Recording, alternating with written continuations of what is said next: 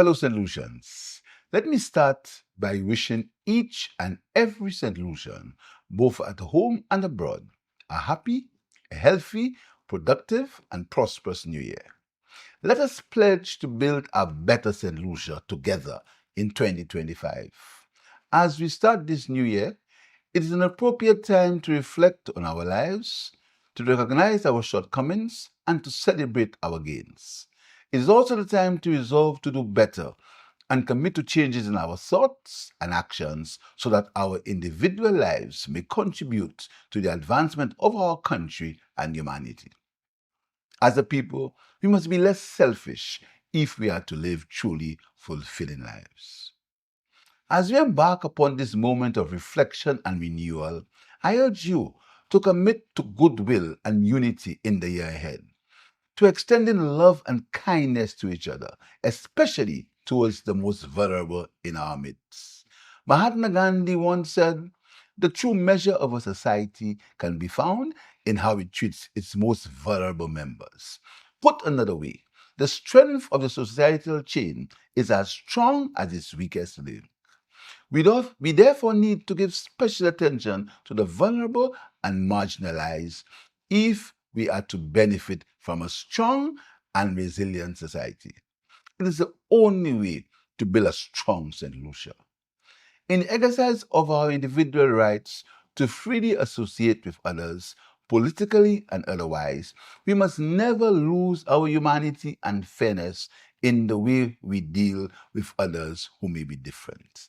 Let us always remember, we are one St. Lucian people with a common destiny and a shared purpose to make our country a better place for ourselves, future generations, and visitors who come to our shores to enjoy the beauty of our island and its people. The year 2024 was in many respects an inspirational and very productive year for our country, particularly in the field of sports, economic growth, youth employment, tourism, healthcare, education, and infrastructure. In 2024, we registered significant economic growth. We increased social support to the vulnerable population, expanded scholarship disbursements, enhanced healthcare services, youth development, financial support to small and medium-sized businesses. We expanded housing opportunity for public servants and increased incomes to pensioners. It was a year in which St. Lucia accomplished considerable progress based on the solid achievements of this government, and these achievements, powered by our mission of putting people first, will be the building blocks for even greater progress in 2025 as we work together for continuous improvement.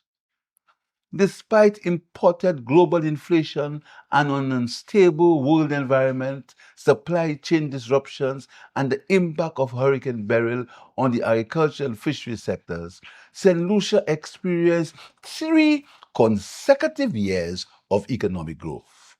2 consecutive years of primary surpluses, which enabled us to service the interest component of our debt obligations.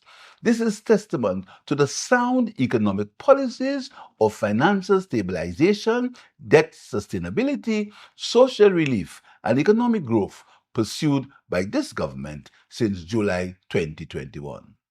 However, I am aware that the country is continuing to experience the effects of imported inflation as reflected in the rising cost of goods, particularly in the supermarkets.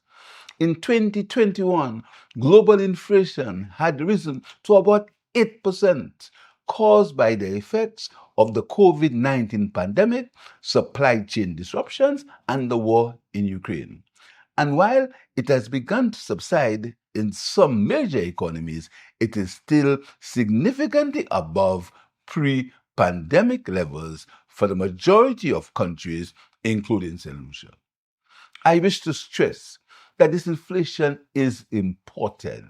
We do not influence the cost of imported goods, but as a government which cares, we have taken measures to reduce the price of these goods to consumers. We continue to subsidize flour, sugar, and rice, amounting to 26.7 million from 2022 to 2024.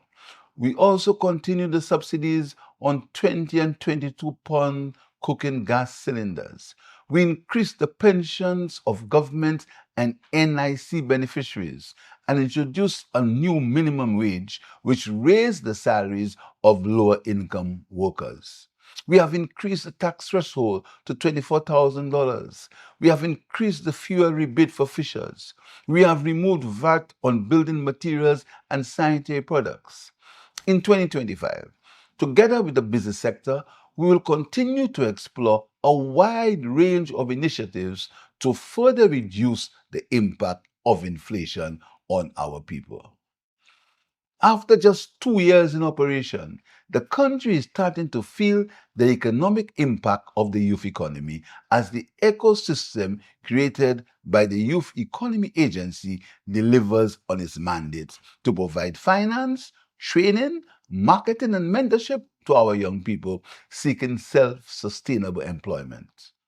Our youth are continuing to turn their hobbies into entrepreneurship and skills into business as envisaged by this government.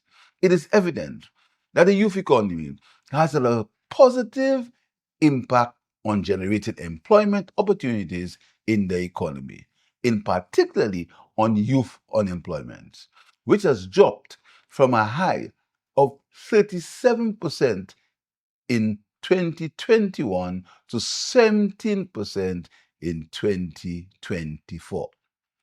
The economy recorded the lowest unemployment level in over a decade at 11.8% in October 2024. The unemployment rate dropped to below 12% for 3 consecutive quarters in a calendar year, the first time in Saint Lucia's history. In 2025, it's the government's aim to further reduce unemployment, particularly youth unemployment. However, we must guard against downside risks which could adversely impact the economy, such as climate change, induced weather events like tropical storms, hurricanes, droughts, as well as regional and global conflicts which can cause inflation and economic downturns in the wider world economy and by extension in St. Lucia. Tourism continues to be the leading generator of revenue, economic activity, and capital investments in the country. Community-based tourism has expanded across the country, bringing greater benefits to local communities. This trend is expected to intensify this year as government's investments and access to resources for the Community Tourism Agency reach more rural and coastal communities. 2024 was a record-breaking year for Saint Lucia tourism arrivals. In October 2024, Saint Lucia recorded stay-over tourist arrivals at 13% above pre-COVID 2019 levels and 15% above 2023 figures. Cruise ships arrivals are expected to be over 800,000 by the end of the cruise season. Tourism contribution to the GDP is expected to continue to rise in 2025. In the year 2024, a number of new tourism investments commenced and is expected to continue in 2025, including the Rodney Bay Marina development at the Pope site began in April, and construction on the various hotel developments continue across the country, including Secrets Resort and Spa, a 344-room renovation and refurbishment, the Mont Pinat hotels at Wedwi, Dreams at Zorji, Canals Hotel development. It's the government's philosophical position that the benefits of tourism must accrue to as many as possible. Those who are able and desirous of participating in the economy should not be excluded once they meet the acceptable standards. The Tourism Development Act will ensure certainty, thus making incentives more easily facilitated and allowing increased rewards for investors that make extra contributions to the economy. Concerns have been raised by taxi operators on the unavailability of tours, even when there are large numbers of cruise passengers. In the spirit of working together for the benefit of all, I hope that these concerns can be alleviated. In 2025, government working with farmers of the country will implement measures to improve the country's food security and better livelihoods for its farmers. In 2024, farmers through the UBEC program were provided with water tanks and other agricultural inputs to increase the yield from their farms. In 2025, the Farm Worker Support Program will continue. This year, support for farmers will be intensified to reduce the food import bill and provide healthy, locally grown fruits and vegetables to the citizens. In 2024, government increased the fuel rebate for registered fishers with cooperative societies from 150 to 250 per gallon with a maximum allocation of 6,000 gallons per vessel and up to $15,000 per quarter. This initiative aims to alleviate operational costs and support the livelihoods of our fishers. $430,000 was provided to 38 registered fishers in Soufrière who experienced loss and damage from the passage of Hurricane Beryl. The CIP program continued to do well in 2024. Notwithstanding efforts from the opposition in collaboration with hostile and badly motivated foreign sources to destabilize, destroy, and cause reputational damage to Saint Lucia. We will continue to work closely with the UK, the US, and the EU authorities, and with other OECD countries with similar programs to preserve and protect the confidence in the program. An interim regulatory authority has been established to enact the necessary regulation to monitor the activities of CIP programs operating within the Eastern Caribbean Union. The presence of the regulatory authority will enhance transparency and accountability and help protect the integrity of passports from the various territories. Meanwhile, St. Lucia's due diligence processes remains one of the most rigid in the world, with our CIP program rated among the top 3 in the world by recognized international rating agencies. Notwithstanding the challenges of the high cost of healthcare, the government's mission to provide accessible, quality, and affordable healthcare to all its citizens remains high on its agenda. In December last year, we opened phase 1 of the Betty Wells Urban Polyclinic at the Dr. Winston Paris Medical Complex, formerly Victoria Hospital. The polyclinic will provide a wide range of medical services to serve the Castries Basin and beyond.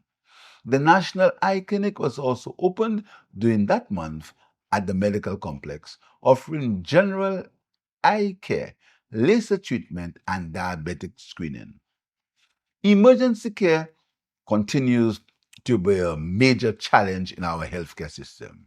In response to this challenge, the government in 2025 will expand the emergency facilities at the Dr. Martin Didier Polyclinic in Grosley and retrofit and reintroduce services to the public at the former emergency ward at Victoria Hospital.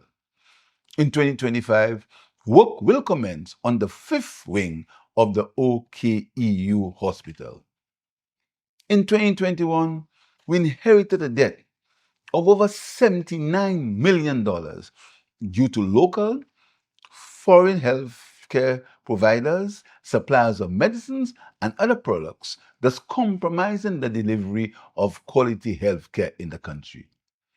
Apart from increasing the financial allocation to healthcare in consecutive budgets from 2022, in 2024, an injection of $15 million into the OKEU was government's latest response to alleviate some of the challenges being experienced by this institution. The $15 million was used to clear a mounting backlog of payables that was threatening OKEU's ability to secure medical supplies. Of this amount, $10 million came from the CIP program and the balance of $5 million from the Consolidated Fund. Notwithstanding this recent government intervention, there remain significant amounts owed to local and private suppliers and healthcare providers. In 2025, we'll continue to reduce this large debt in an effort to make medical supplies and equipment available in a timely manner to the public. Despite the growing cost of healthcare, the enhancement of free medical services to registered citizens will be expanded in 2025 at health and wellness centers. These services will include ultrasound screening for pregnant mothers, testing for breast cancer and prostate cancer will also be made available. The long overdue Larissus Health and Wellness Center has been completed with the official opening expected later this month. And improvements to healthcare centers will continue during 2025. Like the rest of the region, Saint Lucia continues to suffer from the brain drain of its nurses to developed countries like the United Kingdom and United States. The government intends to do all it can to keep our locally trained nurses at home and committed to serving in our healthcare system. While this government recognizes the need to provide for primary and secondary healthcare, the sustainable good health of our nation requires the adoption of healthy lifestyles that embraces physical, mental, and emotional well-being.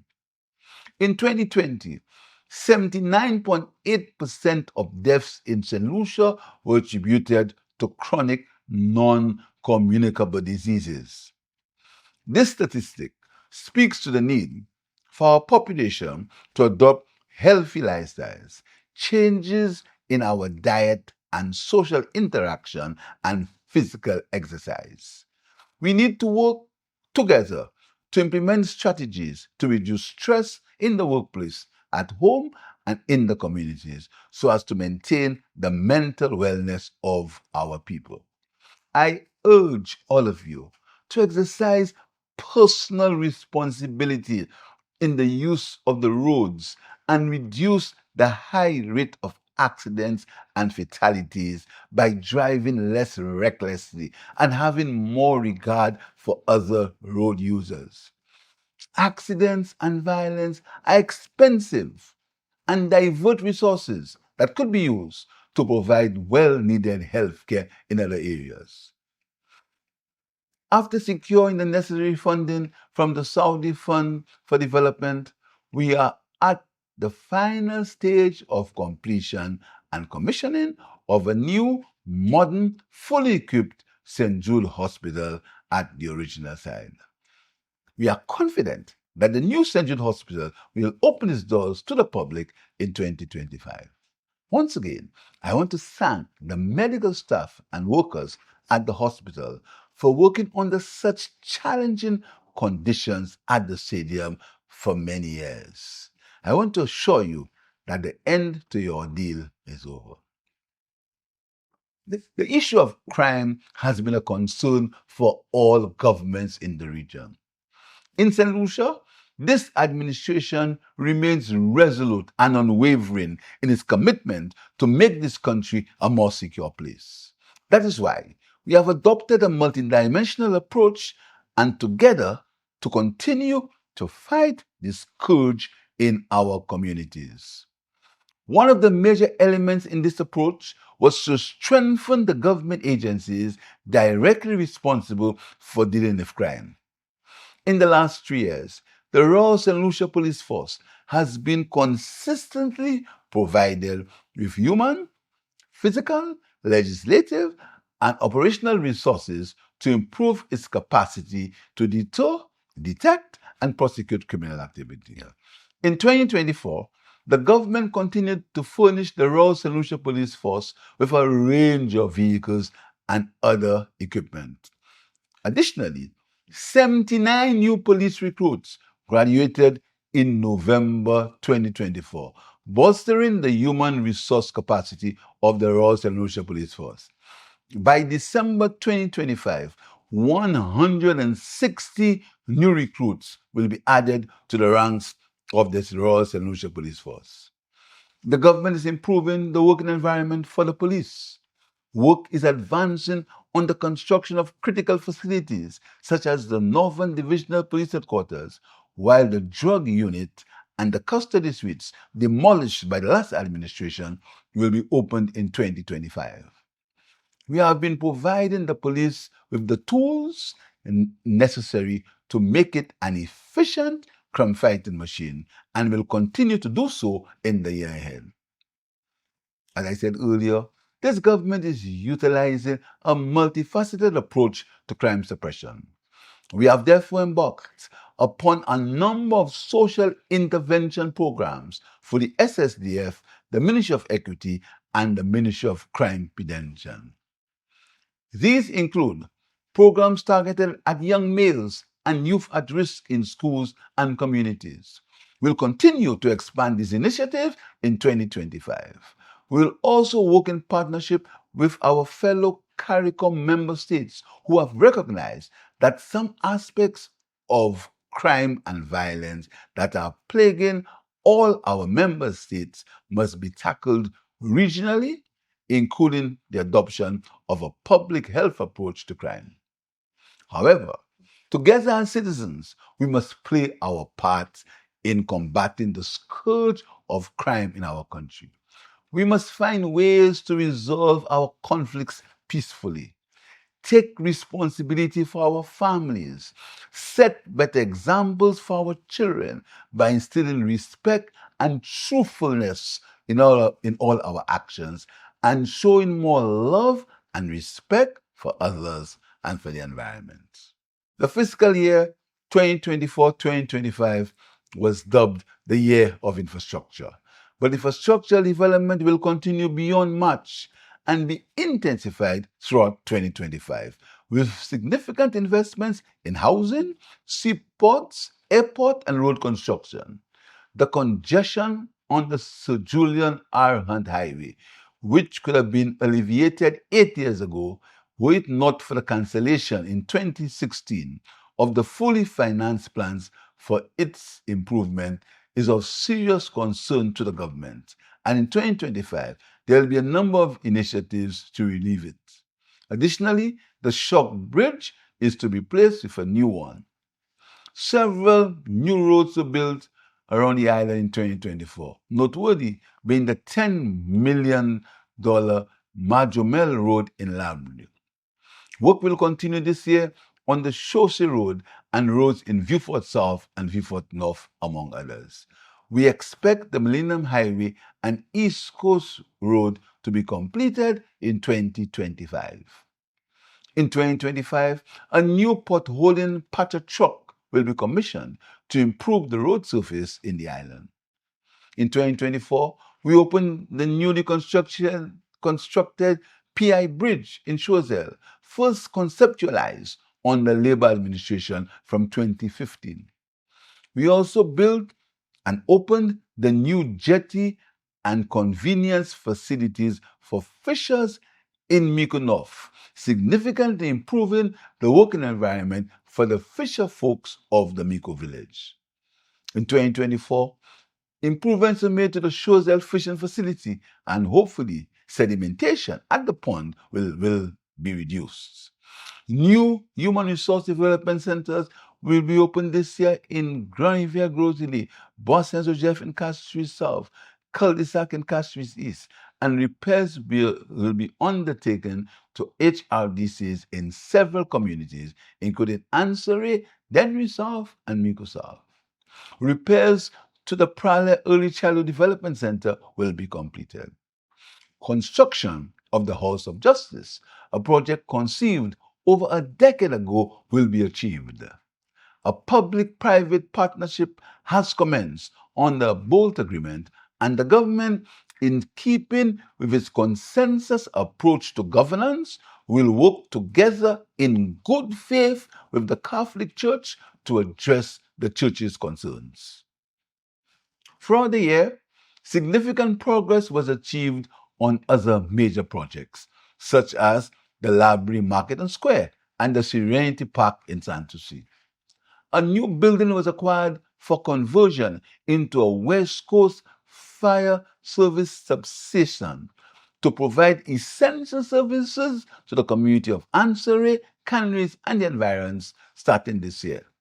The Rock Hall housing development will continue this year, aimed at improving conditions and accessibility of housing in the island.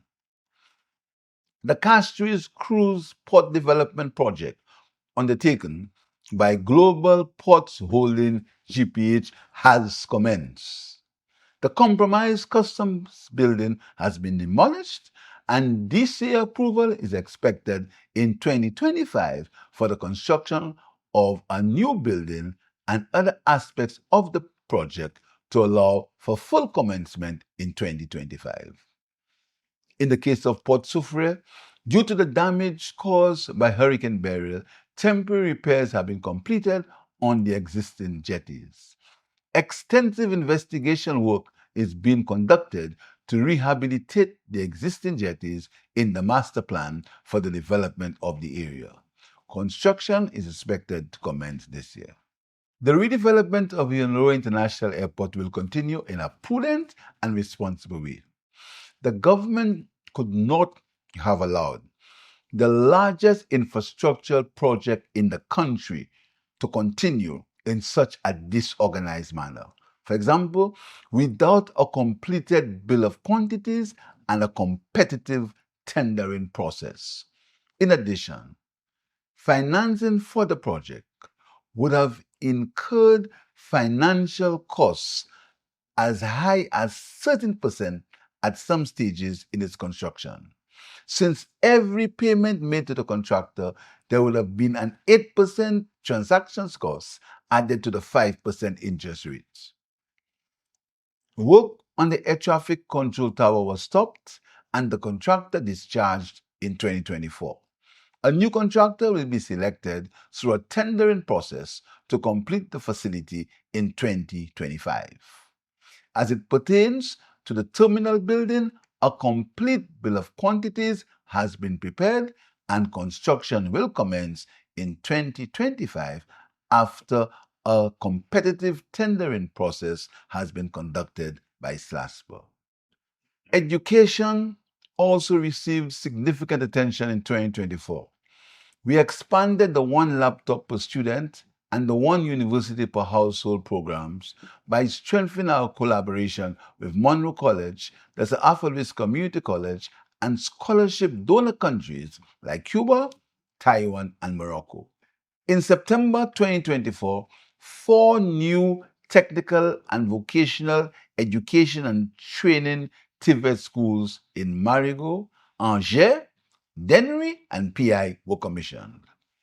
A $1 million grant was made to the Sir Arthur Lewis Community College for critical repairs to the science block in 2025. There were also critical interventions in early childhood education, including a $2,500 grant to each privately registered centers. In 2025, 3,409 children at these centers will receive a $50 subsidy to assist in the payment of their school fees. The government hired 24 new principal assistants to enhance the administration of schools. In 2025, major rehabilitation will take place in Enchipo, Grand Riviere, and Pierrot and Plainview combined schools, and major repairs in other schools. There will be continued investment in digitization and procurement of ICT equipment to help in the teaching of science and technology.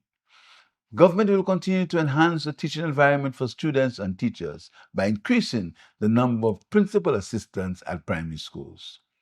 In 2025, together with the private sector, government will continue to seek to match employment skills with the needs of the private sector.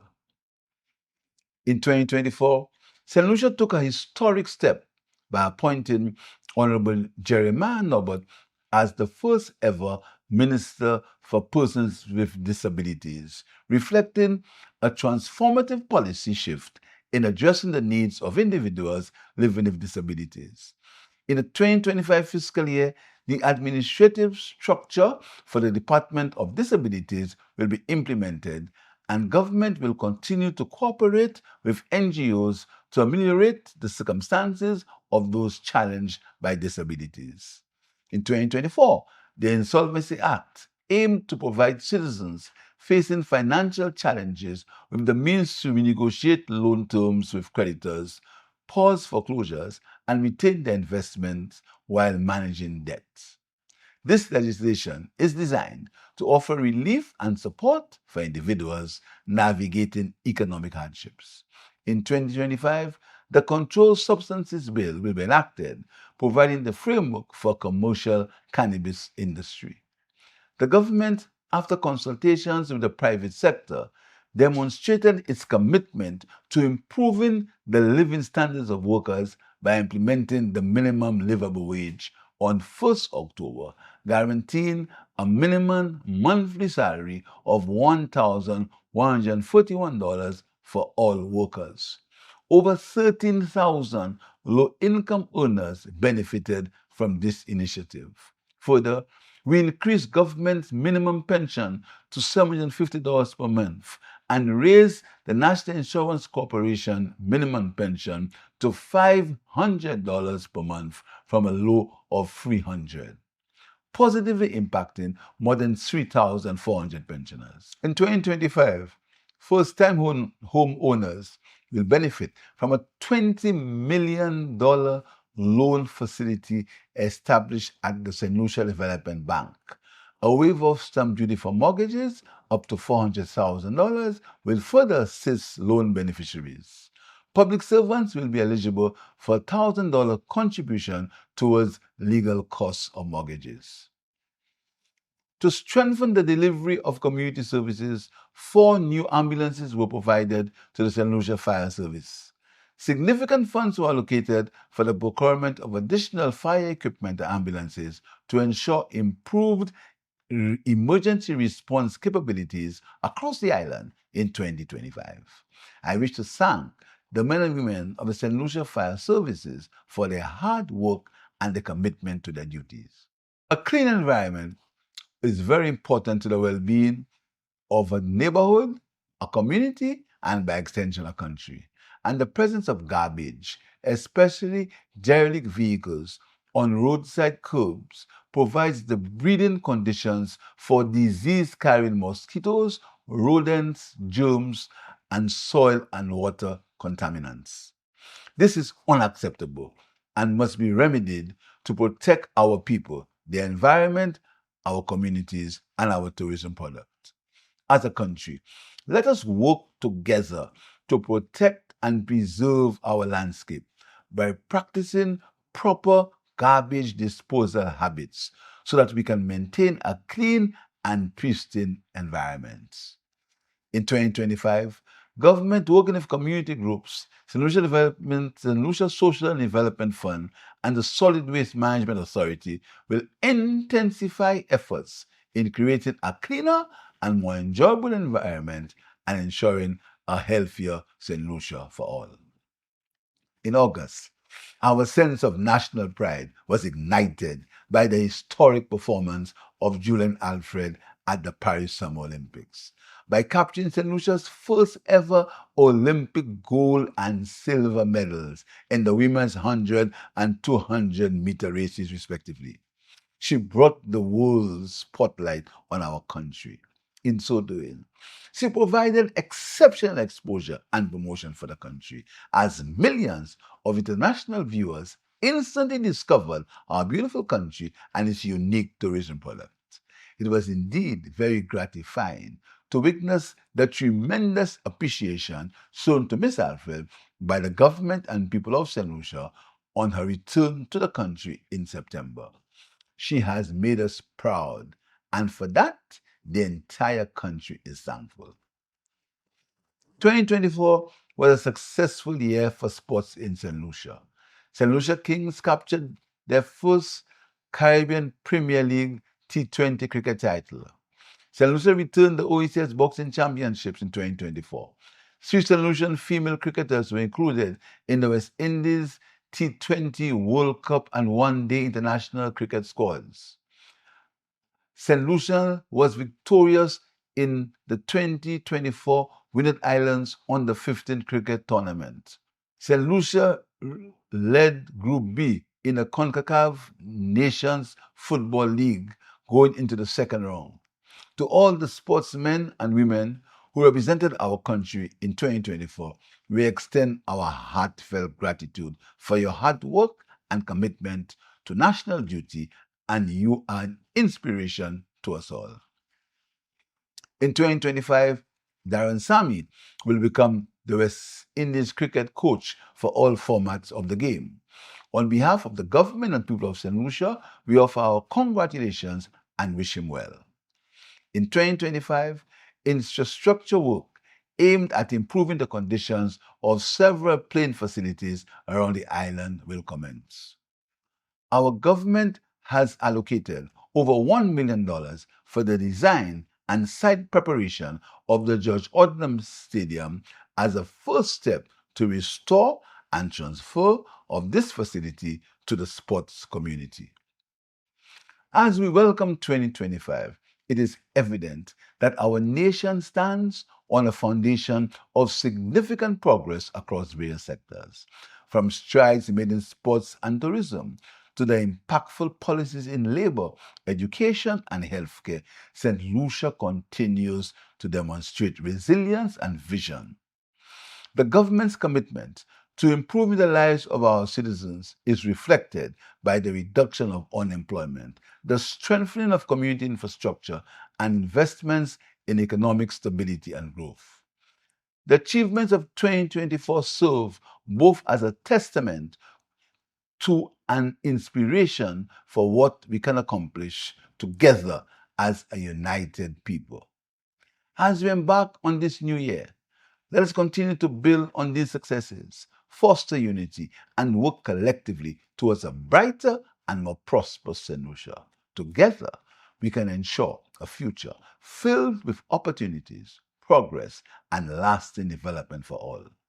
We have good reasons to be proud of this place we call home. Let us come together to make our country a better place for ourselves, our children, and future generations. Let nothing disturb you. Let nothing frighten you. All things are passing. God never changes. Patience obtains everything. He who has God lacks nothing. God alone suffices. I end with this prayer from Saint Teresa of Avila. I thank you.